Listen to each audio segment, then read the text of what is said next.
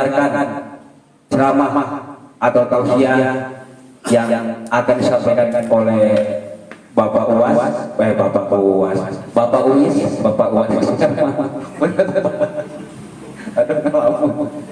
Mangga kepada Bapak Ustadz Iwan Sherman, waktu dan tempat kami persilahkan. Assalamualaikum warahmatullahi wabarakatuh. Alhamdulillahillazi arsala rasulahu bil huda wa dinil haq liyuzhirahu 'ala dini kullihi wa kafaa billahi shahidan. Asyhadu an la ilaha illallah wa la syarika lah wa asyhadu anna Muhammadan abduhu wa rasuluhu allazi la ilaha illallah. Qala ta'ala karim a'udzu billahi minasy syaithanir rajim. Bismillahirrahmanirrahim. Wallazina yasiluna ma amarallahu bihi ayyusalla wa yakhshawna rabbihim wa yakhafuna sa'al hisab. Fala sayyitum in tawallaytum an tufsidu fil ardi wa tuqatti'u arhamakum al-ayat. Hadirin rahimakumullah. Alhamdulillah kita pada kesempatan malam yang berbahagia ini masih dapat menghadiri pengajian di malam ini. Maka dari itu mari kita panjatkan puja syukur kita pada Allah Subhanahu wa taala yang telah beri kepada kita kenikmatan yang begitu banyak, sehingga dengan nikmat yang sudah kita dapatkan ini semoga kita selalu dapat mensyukuri ini, sehingga ketika kita dapat mensyukuri semua nikmat maka Allah akan terus menambah nikmat tersebut. Dan juga mudah-mudahan kita dan keluarga kita selalu dalam keadaan sehat walafiat, tidak kekurangan suatu apapun.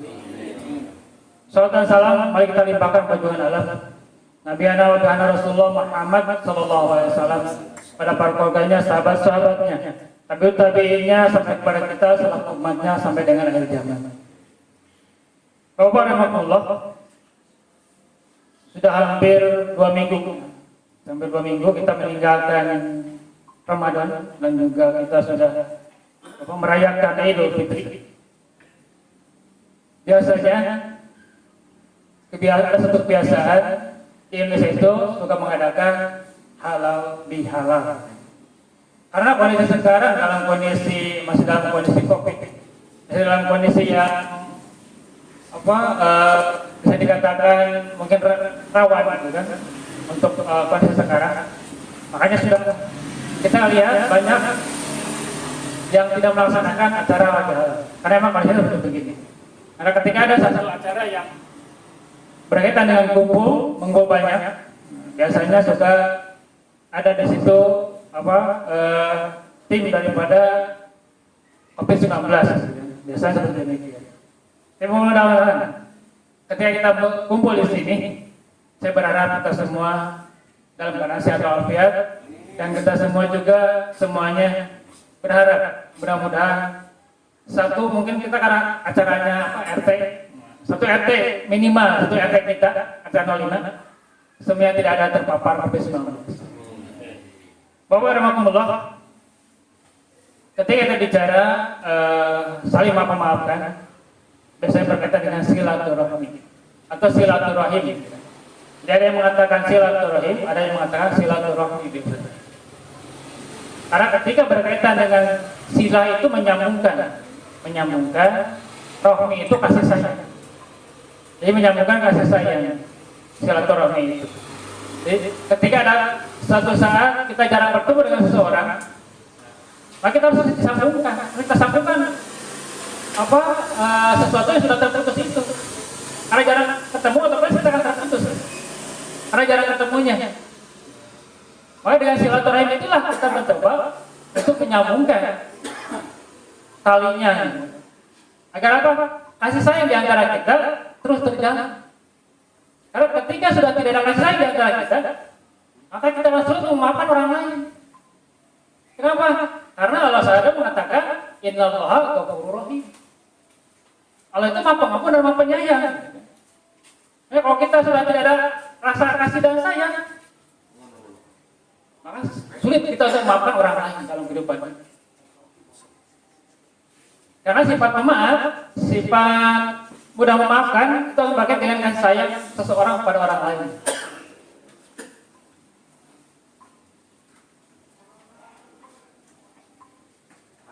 pada saat kita menjadi orang yang mudah memaafkan orang lain, maka kita berharap bahwa kita pun akan mudah dimaafkan oleh orang lain. Karena apapun yang kita kerjakan, apapun yang kita perbuat, apapun yang kita ucapkan dalam kehidupan ini, semuanya akan menjadi sebuah amalan yang akan buat diri kita. Seperti itulah kita. Kita baik, orang pasti akan baik. Kita buruk, orang pasti akan buat buruk pada diri kita. Karena ketika kita menanam cabai, hasilnya akan cabai. Ketika kita menanam bonteng, ya panen juga ya kita keluar dengan cabai gitu. Kita pun sama dalam kehidupan ini. Pada saat kita selalu menjalin kasih sayang dengan orang lain, maka orang akan mudah memaafkan kesalahan kita. Seberat apapun kesalahan itu, orang akan mudah memaafkan. Karena ciri orang bertakwa salah satu adalah wal afina anin nas. Selalu memaafkan semua manusia yang telah berbuat salah pada dirinya. Kita lihat bagaimana Rasulullah SAW sangat mudah memaafkan orang lain. Sebesar apapun kesalahannya.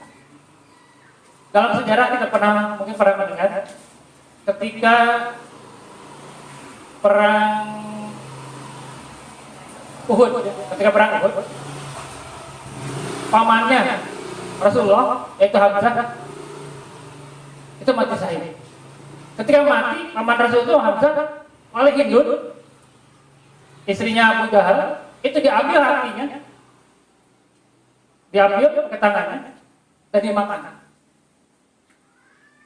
Tapi pada saat Futuh Makkah, ketika Futuh Makkah, artinya Makkah ditaklukkan oleh pasukan Rasulullah. Rasulullah membawa 10.000 pasukan ke Makkah untuk menaklukkan Makkah. Pada saat itu semuanya takluk kepada pasukan Rasulullah, termasuk Hindu. Dan akhirnya Hindu itu masuk Islam itu akhirnya. Dan Rasulullah tidak dendam. Kalau orang-orangnya, siapa mana teh, baheula, terperang itu kia. Karena kan, sok kita baik ada kredit melihat paman kita, gitu. Sudah mati, diambil hatinya dan dimakan. Bagaimana tidak sakit hati seorang keponakan melihat pamannya seperti demikian. Tapi karena rasa kasih sayangnya selalu muncul pada jiwa dari Rasulullah, maka dimaafkan Hindu ketika ternyata beliau masuk Islam begitu.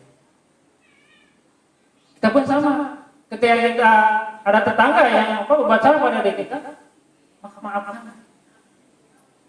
Dengan harapan mudah-mudahan kita pun mudah dimaafkan oleh orang lain. Karena sebab maafin ini bagi kita sebetulnya berat.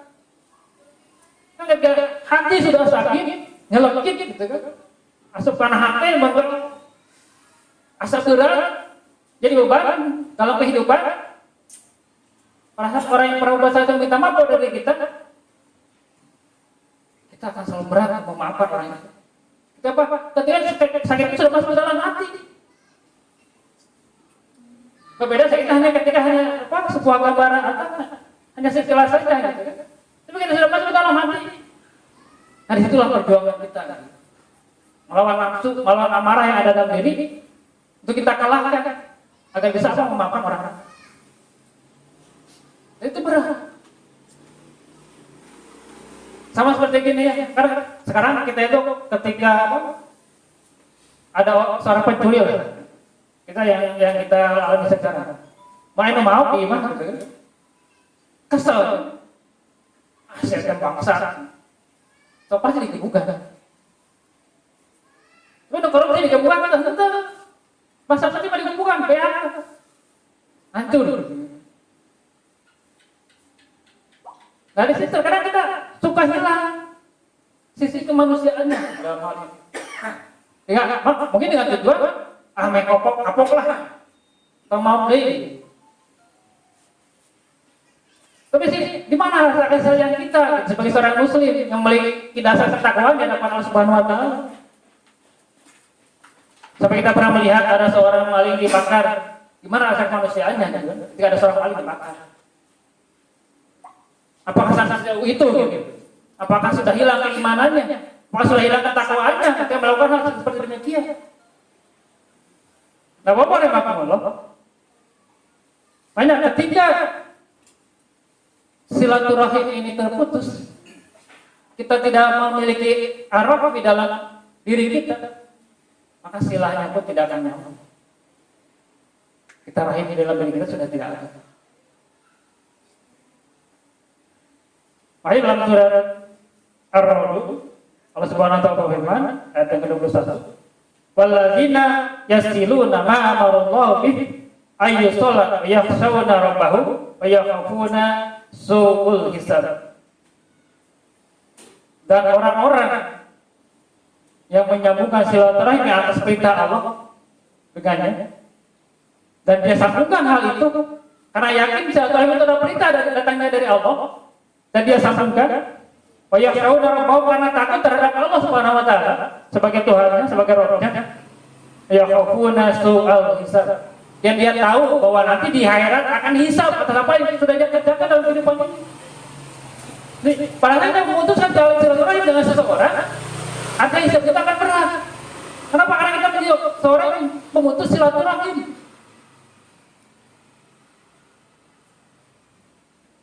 Ayat selanjutnya dalam surat Muhammad dikatakan, "Fal asaitum in tawallaitum an tufsidu fil ardi wa tuqatti'u arhamakum." Apakah ketika kamu berkuasa di bumi ini menjadi RT, misalnya menjadi RT, menjadi RW, menjadi kades, menjadi camat, menjadi bupati atau menjadi presiden sekalipun, akan mengadakan antum sidul fil ardi, mengadakan kerusuhan di muka bumi, otokotiu arhamakum, dalam memutuskan tali silaturahim. Kan biasanya mah ketika seorang menjadi pejabat yang dikenal, pejabat yang memiliki pengaruh di rakyatnya, pada saat melihat saudaranya yang miskin, kadang-kadang tidak mengakui itu adalah saudaranya.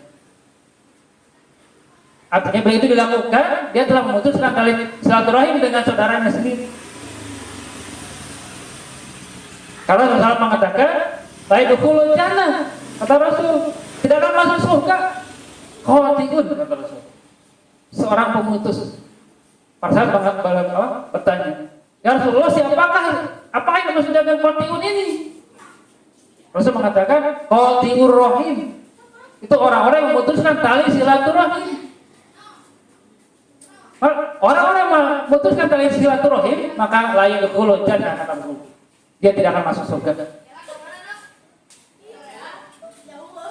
Makanya kalau kita bermusuhan, kita sering mendengar, namun orang ada ngambek, yang tetangga, yang baturan, yang teman, gitu. Lepasnya, maka dikasih batasan katanya, tidak boleh lebih daripada 3 hari. Kalau dari 3 hari dia termasuk qati'ur rahim. Kita dengan dengan tetangga ke pasya. Ya orang pasya, gitu kan. Pakatiku kesal. Tong nanya bukan mah tilu poe batasna. Geus tilu poe orang kudu nanya deui. Tapi enggak bisa, orang sedang marah baru orang yang bicara seperti itu. Terkadang ada yang 4 hari, seminggu, kadang ada yang sebulan. Ketemu di jalan kamu nanya, dikasih salam nggak jawab. Nah, bila itu terjadi, ada yang sedang qati'ur rahim, memutuskan tali silaturahim.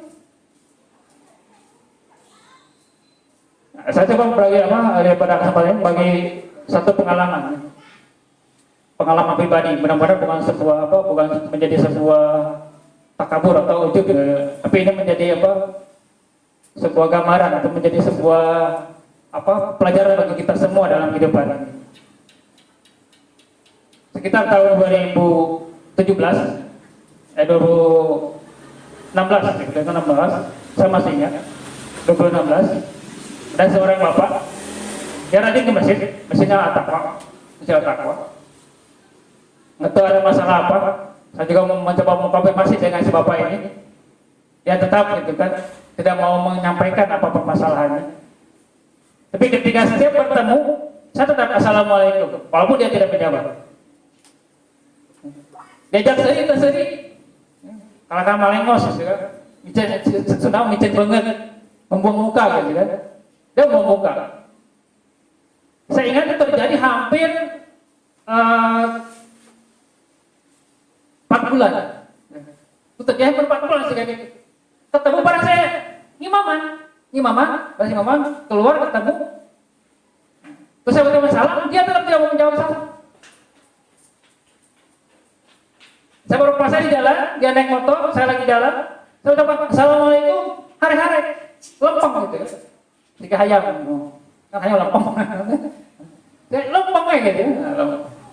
Nah, beberapa ya hampir 6 bulan kemudian, tapi saya terus aja seperti itu. Saya coba terus seperti itu. Saya coba abaikan semua semua sakit hati tidak dijawab, sakit hati tidak dihiraukan ketika senyum, sakit hati apapun saya coba hiraukan. Saya terus berusaha maksimal untuk memperbaiki supaya semua pulih kembali. Ternyata betul ketika kita bersabar terus menunggu kurang lebih 6 bulan lah yang saya ingat. Akhirnya di satu kesempatan pada saat itu saya ucapkan salam dan ternyata dia menjawab. Walaupun menjawabnya jawabannya belum maksimal, masih rada mentegak gitu kan. Jawabannya masih mentegak. Ya saya coba ya nggak apa-apa. Yang penting dia sudah mau menjawab salam saya sampaikan dan dia jawab dengan baik. Ya saya udah alhamdulillah gitu juga kan. Walaupun salaman dia nggak mau, belum mau. Biasa kalau saya assalamualaikum, saya tapak tangannya seperti itu biasanya. Tapi salaman nggak mau, jawabnya udah mulai mau gitu. Alhamdulillah dia sudah mau jawab.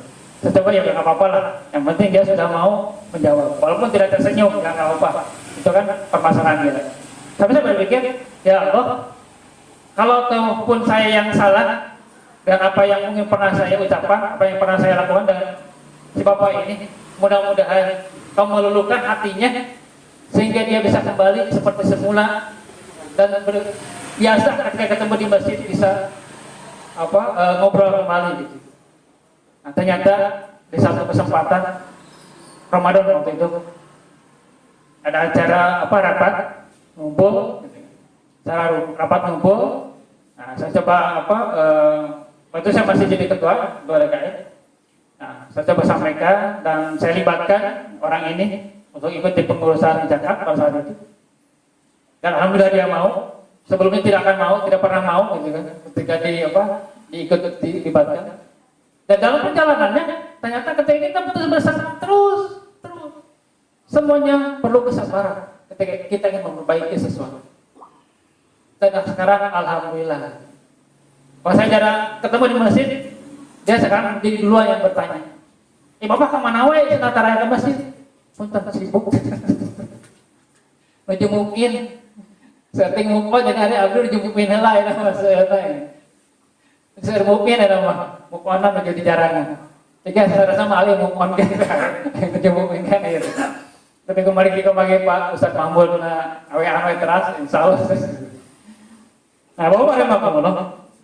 Jadi semuanya kita coba ketika ada sesuatu yang terputus, yang tadinya kita pernah ngobrol, kita pernah bersenda gurau, kita sambungkan kembali.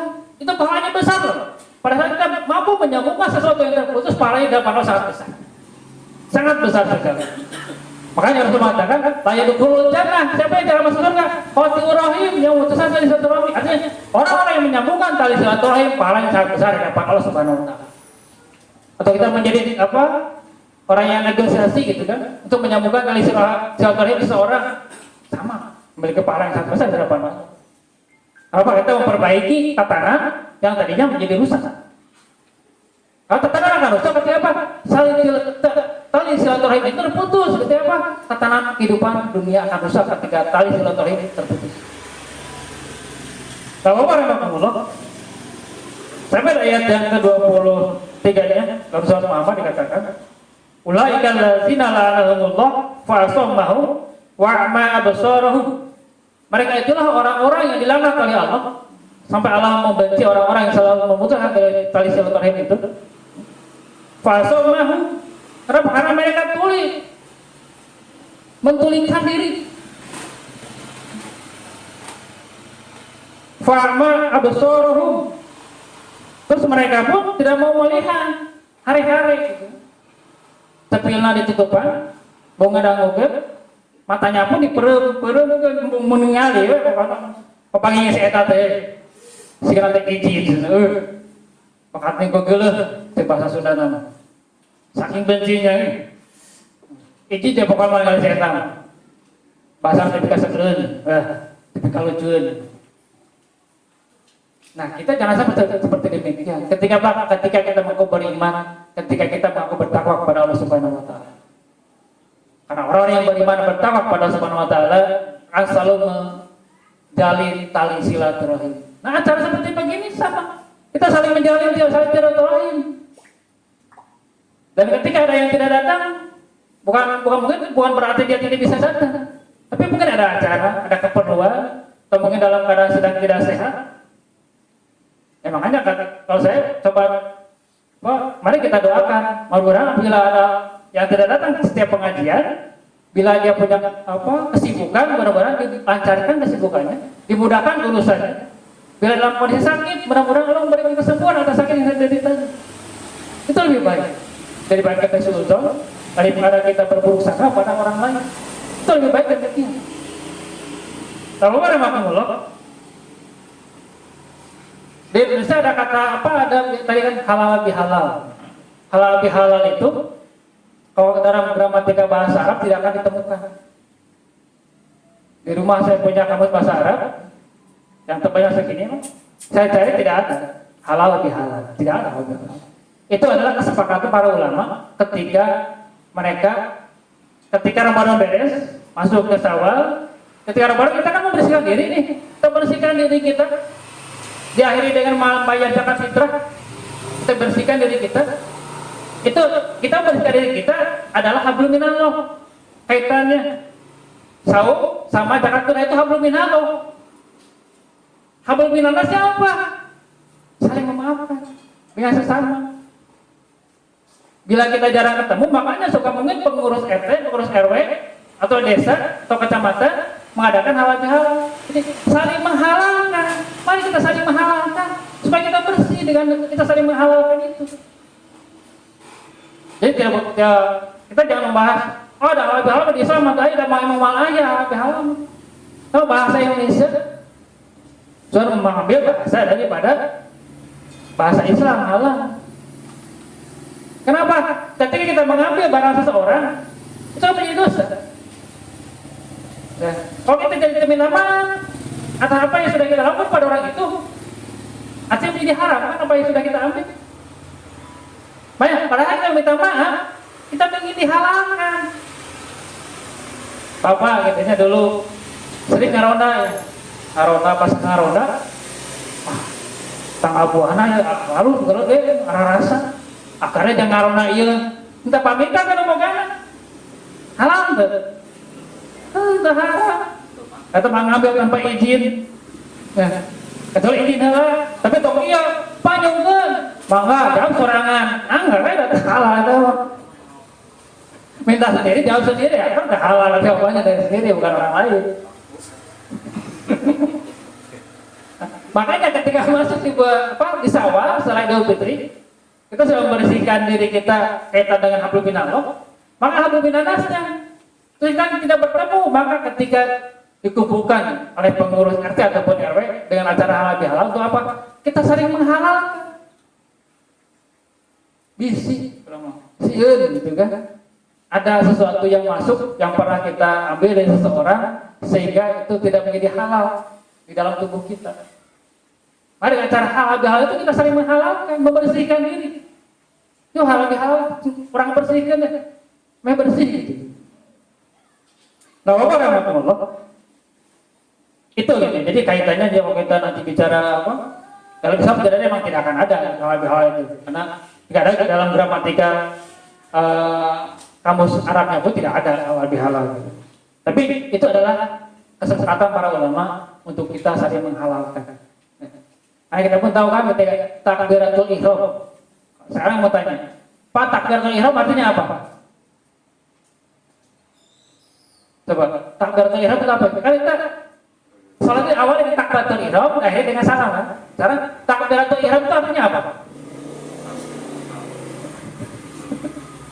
Kan kita awalnya takbiratul ihram ya bukan nama. Ketika takbiratul ihram kenapa artinya? Aduh, kata takbiratul ihram ya bukan nama. dengan Allahu Akbar gitu ya.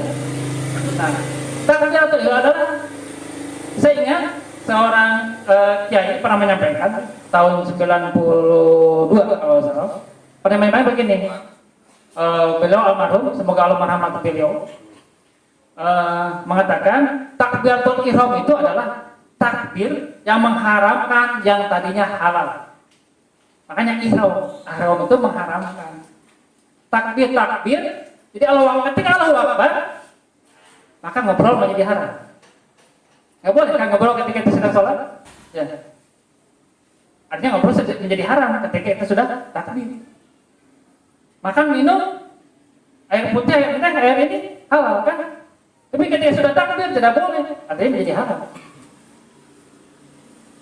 Nah ini pun sama kaitannya dengan kenapa ada halal bihalal. Supaya orang nyambung sama halal bihalal dengan pasal ihram. Sok bisa sambungkan ya, sok nyambung.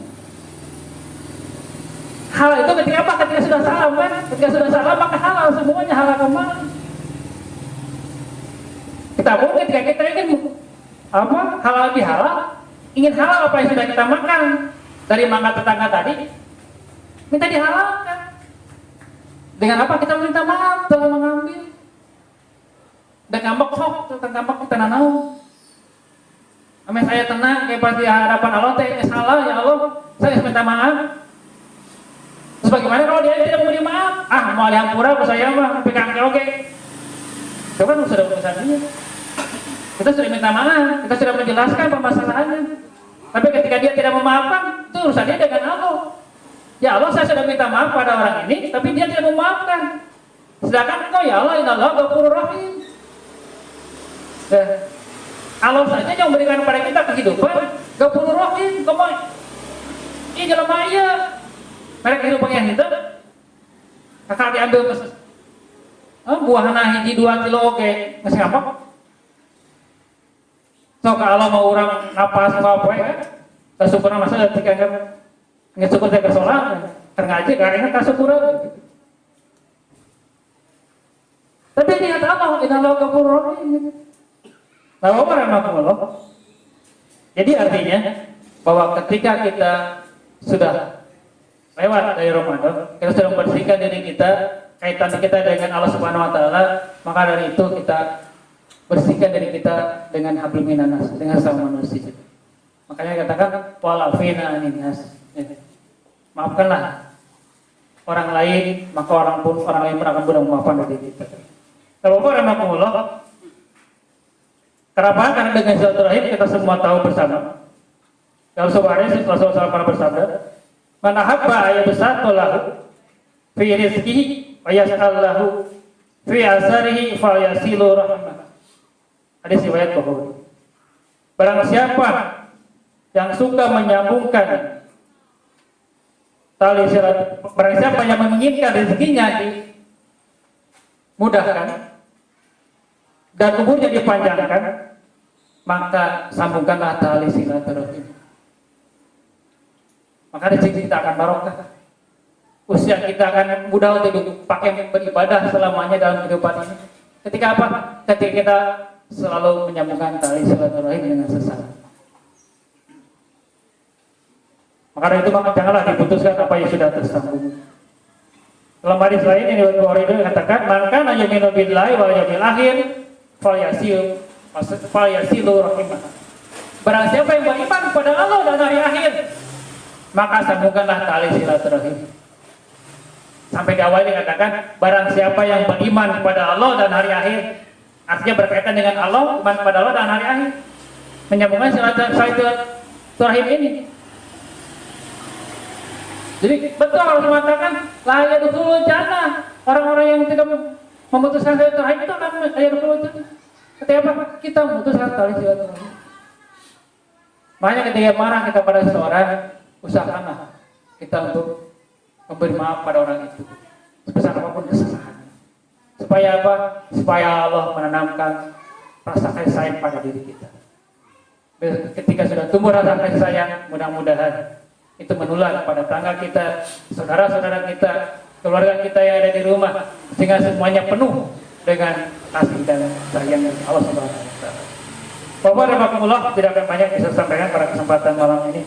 Itu saja mungkin, mudah-mudahan apa yang saya sampaikan penyampaian bermanfaat bagi kita semua, sehingga kehidupan kita selanjutnya atau kedepannya bisa dipenuhi dengan rahmat dan rahimnya Allah Subhanahu Wa Taala, dan kita pun selalu berusaha menyambungkan tali silaturahim dengan sesama manusia di dalam kehidupan di dunia ini.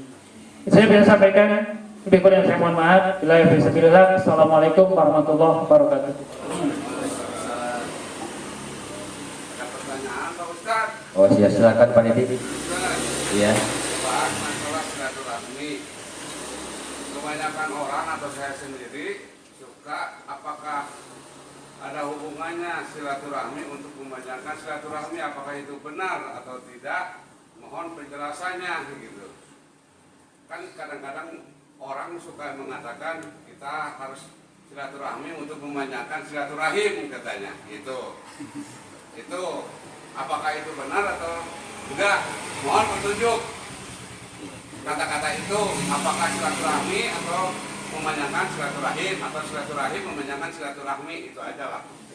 Ada yang mengatakan silaturahim, ada yang mengatakan silaturahmi.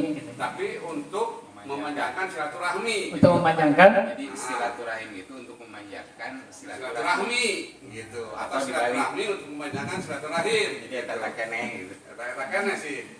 Gimana itu? Cuma yang memanjangkan. Gitu. Nah gini, yang saya ketahui ya, Betul. mudah-mudahan nanti ada yang apa, jangan ada yang menjawab yang lain.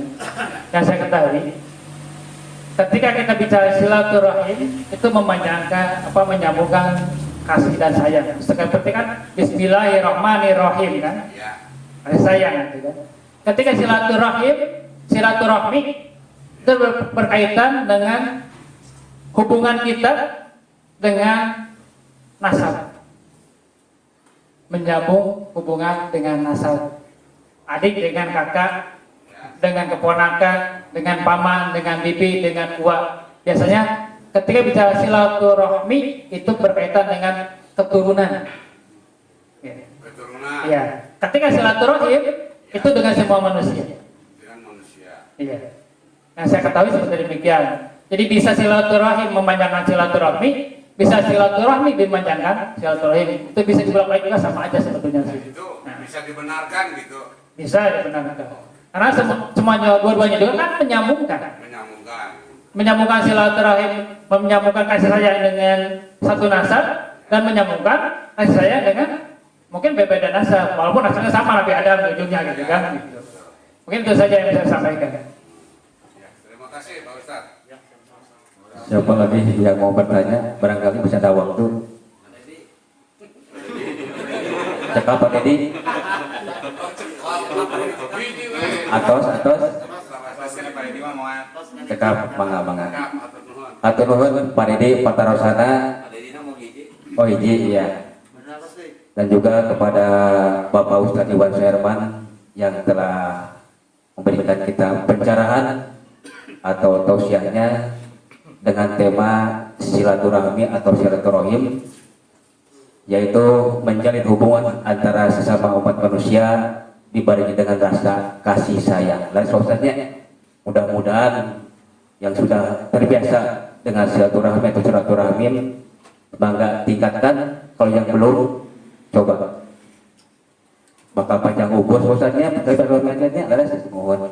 Yang mau panjang umur silakan perbanyak tali silaturahmi.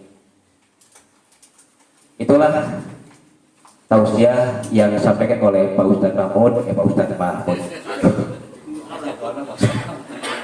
Pak Ustadz Iwan Sherman. Mudah-mudahan bermanfaat bagi kita semua, baik untuk kehidupan di dunia maupun di akhirat nanti. Amin ya robbal alamin. Para hadirin jemaah taklim yang berbahagia, baiklah untuk acara selanjutnya, yaitu acara penutup, yaitu pembacaan doa yang akan dipimpin oleh, ini sesuai dengan permintaan tuan rumah, katanya ingin lebih abdul, ingin sama Bapak Ustadz Iwan Sherman. Maka kepada Bapak Ustadz Iwan Sherman untuk memimpin doa. Terima kasih. Borong gitu. Warahmatullah. Salam, mari kita berdoa bersama, mudah-mudahan apa yang kita panjatkan doanya pada kesempatan malam berbahagia ini, ketika berkumpul di sini pun itu pasti akan ada dorongan karena ada ikatan iman di antara kita semua, ada ikatan sebuah tali persaudaraan antara kita semua sehingga kita bisa berkumpul di sini. Ini pun tidak semua ini adalah karena Allah Subhanahu Wa Taala sangat sayang pada kita. Kita wujudkan rasa sayang Allah Subhanahu Wa Taala pada diri kita dan kita menyayangi tetangga kita, isi rumah kita dan semua yang kita kenal dalam kehidupan. Auzubillahi minasyaitonirrajim. Bismillahirrahmanirrahim. Innal muqtasallu ala nabiyyi wal ladzina amanu sallallahu alaihi wasallam Muhammadin abdika nabika rasulika nabiyyi wa alihi wasallam taslima ada makhadim khabadi qalamah fasaq kitabuk wa tawama syadatina di bakri wal marar usman al alih wa nisabat ajmain wa nitabita bizikla yamin amin ya rabbal alamin. Allahumma inni as'aluka salamatan fid din wa afiyatan fil jasad wa ziyadatan fil ilmi wa barakatan fil rizqi wa tawbatan qabla al-maut wa rahmatan indal maut wa maghfiratan ba'dal maut. Allahumma hawwin alaina fi syakaratil maut wa nazzatan minan nar wa la'afwa indal hisab.